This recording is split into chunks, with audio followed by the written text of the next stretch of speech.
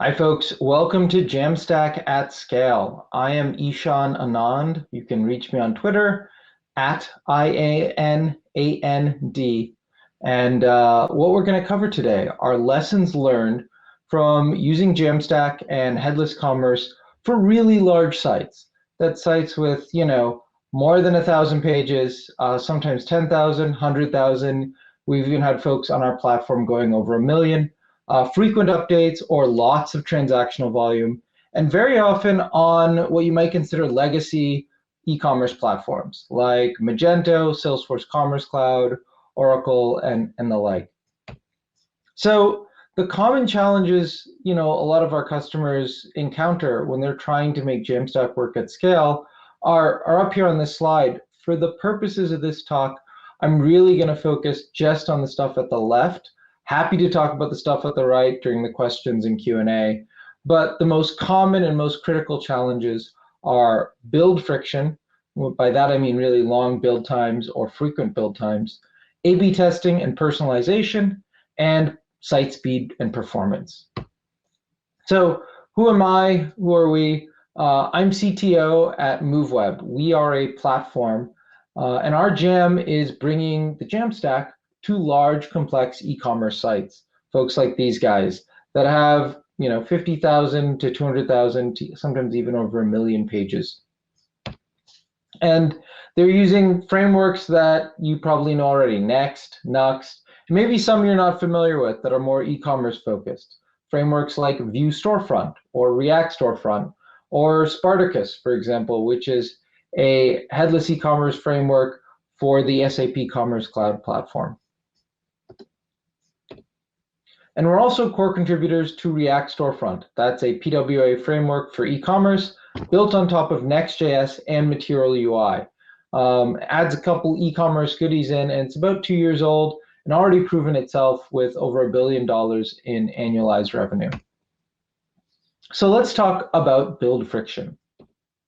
So we commonly think about Jamstack as having high traffic scalability built in, and it can handle traffic at scale very easily. But when you're dealing with a site that has large number of pages or frequent changes, there's a new scaling challenge with Jamstack, and that's the build time friction as those updates occur or you've got large numbers of pages. And it's really important to understand that scale is a really big problem for larger sites. So here I've got some data on e-commerce here on the left. REVOLVE, one of our customers, has 40,000 SKUs, and here I'm using the number of products as a proxy for site complexity and number of pages.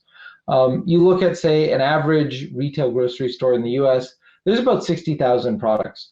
When you look at the typical Jamstack site, it's usually less than 1,000 and usually less than 10,000, in fact. Here, none of that would even fill to cover a typical physical grocery store, let alone an online one like Staples, which is 200,000 products. If you think about going over 1 million pages, a lot of people think, oh, that's the Amazons and only the big guys. But it actually does happen. So here, for example, TruePar is a B2B forklift parts, very focused niche, over 1 million products. Now think about content and publishing. On that size, again, I'm using the top end of the market. Folks like BuzzFeed, New York Times, over 80,000 stories per year, let alone their entire archive. Washington Post is actually twice that rate. And then you layer onto this the need to do A/B testing, personalization, or frequent updates. So if you're in the content space, maybe that's breaking news. If you're in e-commerce, that's people iterating on what categories things are on, iterating on the copy, things like that, multiple times a day. And suddenly, the build time can become a serious source of friction. So it's really important. How do we Jamstack these sites? How do we bring those benefits to sites that are actually financially powering a big part of the internet? So there's a couple solutions. I break them into the static solutions and the dynamic-ish solutions. So the first one is to optimize your build times. Just make those builds faster. And usually the low-hanging fruit here is saving the build artifacts and only regenerating what's changed. Another technique is parallel builds. splitting that build across multiple processes or threads. And you can't always do this. It really depends on the framework you're using and your cloud provider.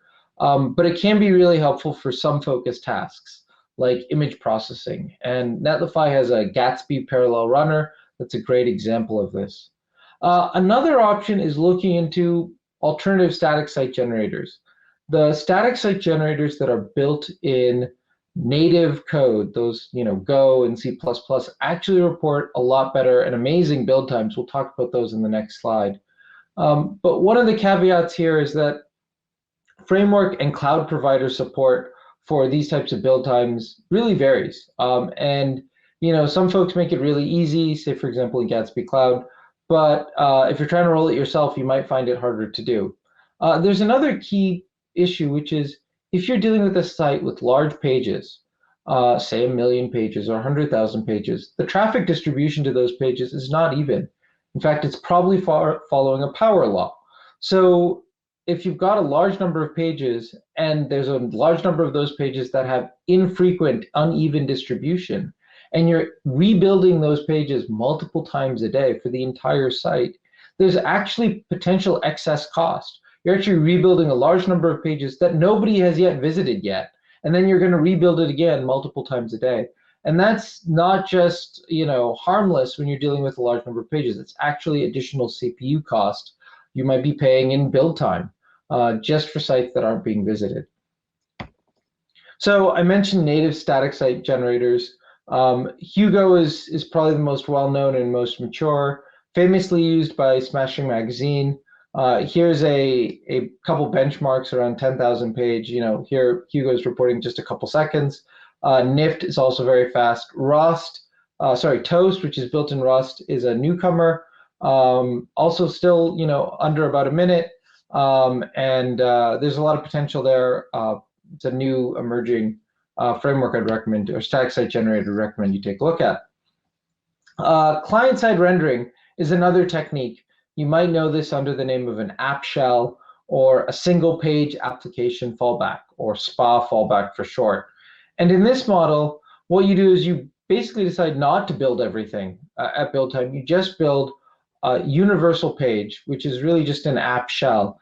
And then, when a request comes in for, say, product ID 2, or whether it's product ID 1 or product ID 1,000,000, your Edge or CDN routes all those requests to the same identical page, which loads up. It's got an app shell with a client-side router and placeholder content. And then when that page is running in the browser, JavaScript on the page figures out, oh, I am product ID 2, makes the API request for product IP 2, and displays that content on the page. And this is really efficient because you only really need to change one file at build time when you're iterating or changing content. The problems with this is it may negatively impact your performance.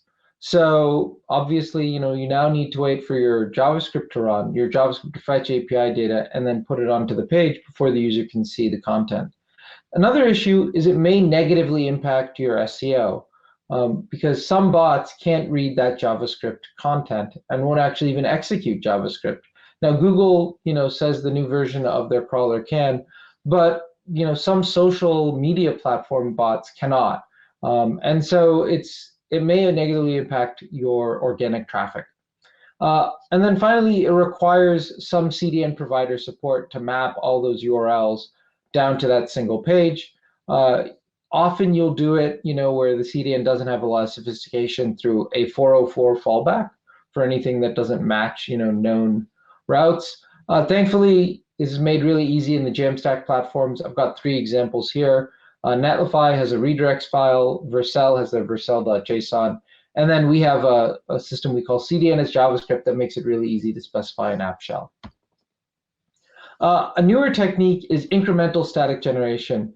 And I personally see some precursors in this across the web, including Phil Hawksworth had a really interesting CSS tricks article back in 2019 where he demonstrated a site that kind of incrementally got rebuilt, generated these virtual lollipops as users entered data, even though it was entirely a static site. And then in 2020, Next.js came out with incremental static generation, and they demonstrated it famously using tweets, which I've shown screenshots of here, where they had a page that would display a tweet embedded. And their point was they obviously can't statically build all the tweets at build time. And what it was doing is when you came to the site, it incrementally built the page in response to the request and showed whatever tweet you asked for. And the way it worked was the browser visits a new page that hasn't been visited yet. And the CDN or your edge quickly returns a fallback page with placeholder data, or in this case, you can see these little skeletons right here. And then while that fallback page is being displayed, the page's static build process run just for that page. When the build completes, the fallback page loads the JSON data for that content. Here in this case, we see the tweet on the right. And then future visits get a fully built static HTML page. But it's really important to understand ISG is as much a property of your framework as it is your infrastructure. So if you're going to try and do ISG in your infrastructure, I want you to get a taste for what that looks like. So the request comes in for a particular page. Here it's for product/1, and it's going to hit your edge or your CDN, which is going to check your edge cache, and then it's going to hit your permanent storage here, denoted as Amazon S3. When it gets a miss for both those things, you then have to say, okay, I got to load that fallback page, that loading HTML. And that fallback page could itself also be in your edge cache, or it could be in your S3. And remember, in ISG, different types of pages could have different types of fallback pages. So the fallback page for your category page might have different skeletons on it than the fallback page for your product page.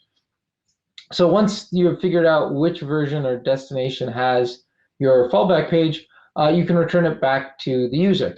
And at this point, you've really only just served this, the placeholder page with those skeletons. So meanwhile, in the background, you need to have your edge kick off a static site generation process for that single page, or server-side rendering, depending on your implementation, and write that response to your permanent storage and to your edge cache, so it can be served very quickly. And then at this point, you've rendered out the HTML, but you also need the JSON data that powers that page, if you're on, say, Next.js. So again, you need to check your edge cache, check your permanent storage, and then you have to render the data again using server-side generation or server-side rendering. Again, this is for the JSON data. The HTML already done for first load, but you also want it for the JSON data that's used during client-side transitions. And then again, write this back to your permanent storage and your edge cache. And then at this point, you're done. You can display, the loading page actually is going to be fetching this JSON data, and it will get it back, and it can display, the permanent version of the tweet, as you see here on the left. And now subsequent requests for this page will get statically generated HTML and be extremely fast. Now, one thing I've glossed over here is you also need something called stale-while-revalidate that's going to let this update as data in your system expires or data changes. And not every provider actually has full support yet for ISG with stale-while-revalidate, though a lot of folks are working on it. We do support it ourselves. Okay, so some considerations for ISG. It's a feature of your infrastructure and your framework, as you can see here. It requires, you can't just take it and put it on any commodity CDN like you can with classic Jamstack. There's a lot of logic under the hood, and that logic is actually happening at the edge. So a commodity CDN layer may not have that edge logic capability that lets you do that. And it's actually got some level of complexity that you're going to have to implement yourself. Now, again, thankfully, the Jamstack platforms do offer this out of the box. So Netlify has it through Next on Netlify. Vercel has it as the creators of Next, and we support it as well on the MoveWeb XDN. Another key consideration is SEO impact and bot compatibility. If you've got a large site, again, at scale, what you will find is the traffic is not evenly distributed. So a lot of it follows almost like a power law, and you'll have a lot of pages that are infrequently visited, in fact, only being visited by bots and not by users, especially if they're changing frequently. And so the issue, again, it's almost like that client-side rendering. That first load with that placeholder page, it's not quite clear the impact it's going to have on SEO, on even a crawler like Google that can read JavaScript, and less so on a crawler that can't, like a lot of these social media bots. So that area is still new. ISG itself is really new. So we'll see how it works out in the long run. An interesting note on our support for incremental static generation is we've done it in a way that actually can bring incremental static generation support to other platforms. And there's an episode of the JavaScript Jam podcast, it's episode number 1, where our VP of Engineering, Mark Boccato, does a demonstration of incremental static generation support for Nuxt.js. So if you're interested in that, definitely check it out. We look forward to supporting incremental static generation on more frameworks going forward. Another technique you can use is serverless server-side rendering with a CDN or edge in front of it. Again, we're building static or server-side rendered pages on demand in response to traffic, and that's how we're dealing with scale in large numbers of pages. And what you do is you have serverless JavaScript running Node, creating your SSR, and then you make sure you're caching that data appropriately at your edge, whether that's the HTML or, again, the JSON data. And one of the key advantages here is it's a lot easier to bring to a system that has a legacy backend. So I talked previously about being on, say, SAP Commerce Cloud or Magento, and a lot of our customers on those platforms, they want to get to Jamstack. They want to actually have some parts of the site statically built, but it's a lot easier to transition to this model first and then work their way up, and they've had a lot of success doing that. Now, one of the caveats here is there's a lot of kind of debate in the community. Is server-side rendering Jamstack? And you can Google, there are plenty of opinions. I'll tell you my biased opinion. And that's if you take a step back and you look at the benefits of the Jamstack. And these come straight from jamstack.org. Security, scalability, performance, maintainability, portability, and developer experience. To me, all of these actually boil down to 2 things. And that is front-end developer empowerment and serving data from the edge. When you look at scalability, for example, it's scalable because the CDN, the edge, is doing all the work in terms of serving the data. Security, it's more secure because the CDN or your edge is the front door for all the requests, and that's where the security benefits come from. So a lot of the benefits here are really coming from bringing data and serving it from the edge. And so what I would argue is that when you look at it that way, Jamstack isn't binary, it's a spectrum. And anything that has zero DevOps, where there's no servers to manage, so something like serverless, so that's why I say serverless server-side rendering, or where the data is being served from the edge, sits somewhere on that spectrum and legitimately should be considered in that Jamstack spectrum. The caveats, though, are you need to have something that has no DevOps, and you need to have proper cache management. So when you take this viewpoint, it opens up a whole new spectrum of Jamstack-like architectures. So here's an example we call parallel static rendering. And this is a technique for really high traffic websites that have a lot of number of pages with an unequal distribution of traffic. And what you do is you use that same pipeline of serverless server-side rendering. And you let a site deploy like it normally would in serverless server-side rendering. And immediately after the deploy, you start analyzing the traffic logs for the most trafficked pages, or the ones most likely to have a cache miss. And immediately after the deploy, you have a preloader run and pull those in and statically build those pages into the edge. And so unlike classic Jamstack, where you have this build time and then you deploy, this actually reverses it. You deploy and then actually build after the deploy. If a request comes in for a page that isn't part of that high traffic list, that's fine. It'll block, it'll give the user that page eventually. And for most of your high traffic pages, or most of your users they'll get cache hits in the next few minutes after the deploy. So here's an example of this in our platform. The deploy has already happened, and it's going, and if you hit the page, at any point during this site, during any part of this process, regardless of what page you hit, you'll get a result. But if you hit any of the high traffic pages, you're going to get an immediate cache hit. It'll be as fast as Jamstack And it really unlocks in a large site the ability to move faster and not have to wait for build times. So the last thing I want to leave you with is it's not an either or choice. You probably want to actually declare some of your pages static, the ones that don't change frequently, and some other pages dynamic. You might even take a page and make some parts of it static and some parts of it dynamic. So the recommendation if you're operating at scale is to choose a framework and platform provider that lets you flexibly mix those techniques as needed. So I want to switch gears and talk about A/B testing and performance. So let's talk about A/B testing. A/B testing is one of those things that's really easy to ignore when you're working on a smaller site or you're working on a personal site or blog. But then when you're operating at scale, it's almost completely essential because almost everything in a large site that's making money, you need to demonstrate a return on investment for those changes. And to illustrate that, if you look at the percentage of websites using A/B testing, in the top 1,000,000 sites, it's only about 1 out of 10 sites are using A/B testing. As you go up to the more scaled sites, top 100,000 sites, it's 1 out of 4. And when you're dealing with the top 10,000 sites, it's half. It's 50%. 1 out of 2 sites are doing A/B testing. And so it's one of the biggest problems you won't think about unless you're operating at this scale. And it's one of the biggest open problems in the Jamstack space. And just recently, earlier this month, the Web Performance Working Group had a really great deep dive session on performant A/B testing. I highly recommend you go listen to it if you want to know more about this in detail.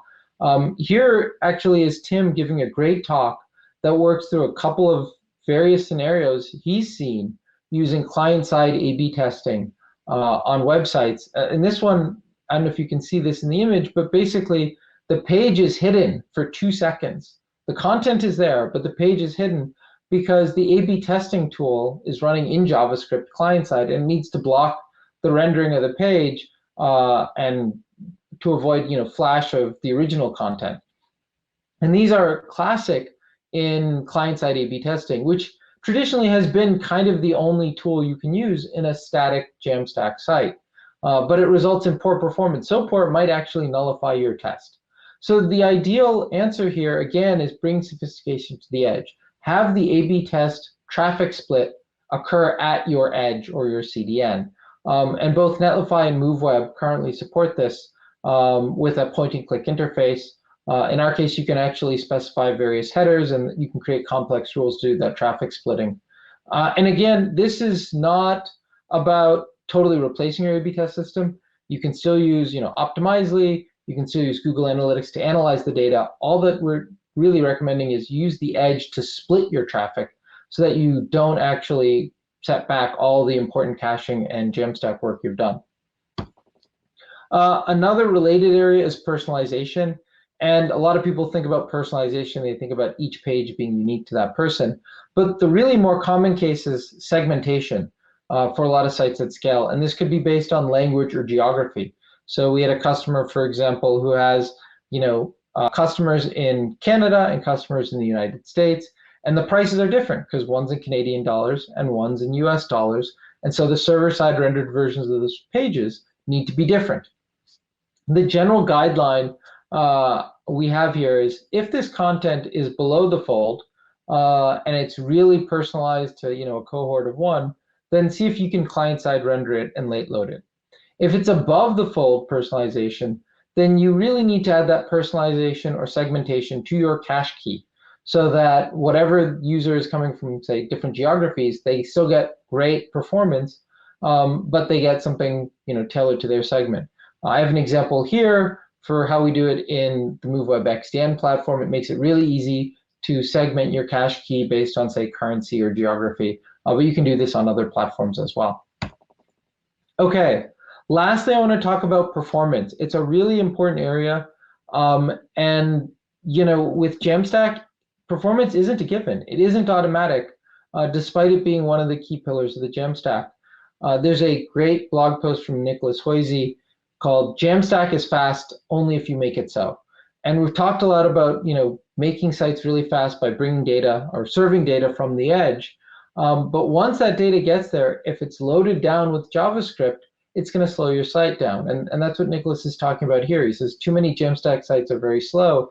And the issue is they're loading a lot of JavaScript. And this is going to get really more and more important, again, at scale. If you're on your personal site or blog or maybe a smaller site, organic traffic from search engines isn't that important. But if you're, say, the typical e-commerce site, about 50% of your traffic comes from search engines. So how you get ranked by them is critically important to your bottom line. And now in May 2021, just a few months from now, site speed is going to be a concrete ranking factor for your page. And time is running out because May is only a few months away, and only 1 out of 4 sites on the internet passes Core Web Vitals. And in e-commerce, it's even worse. It's closer to 1 in 10 sites pass Core Web Vitals. And optimizing Core Web Vitals takes longer than you think. It's not like Lighthouse. Lighthouse is an on-demand measurement simulated, effectively in a lab, and you can throw 1,000 ideas at it in a week and know whether you're improving your Lighthouse score or not. Core Web Vitals is different. Core Web Vitals is measured from real user traffic. So you do not know if you have improved your Core Web Vitals till you've put it live and let it wait for a few days to a few weeks to find out if you've improved Core Web Vitals up or put it down. Also, the data is aggregated in Google Search Consoles in ways that for sites at scale, it's hard to isolate which pages are causing problems. And finally, Core Web Vitals can have a lot more confounding factors. You could have 2 identical pages built the same way, the same technology, the same content. But if the traffic is different, say one is serving one country and one is serving another country, or the pages visited are different, you could have confounding factors changing the Core Web Vitals for those 2 pages. And so the bottom line here is that Core Web Vitals takes longer and is more difficult than Lighthouse to optimize.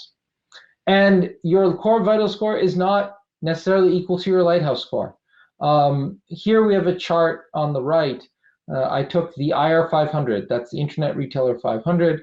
Those are the largest e-commerce sites in the US, and examined one of their Core Web Vitals scores, first input delay, FID, and looked at their Lighthouse score in PageSpeed Insights for its analog called time to interactive, or TTI.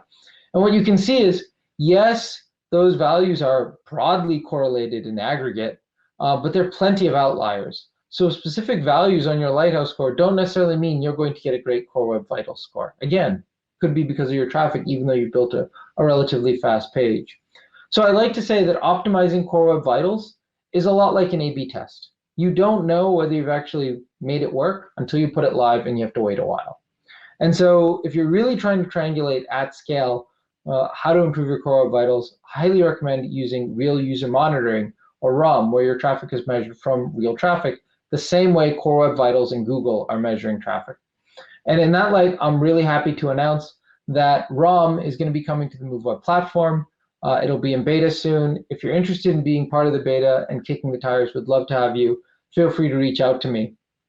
And then finally, if you want a steady stream of Core Web Vitals news, we've launched a newsletter at corewebvitals.email. Sign up for that if you want to hear more about Core Web Vitals as we march to the 2021 release date and beyond. And with that, thank you. I look forward to answering all your questions in the JSworld Q&A right after this session, and I hope you have a good conference.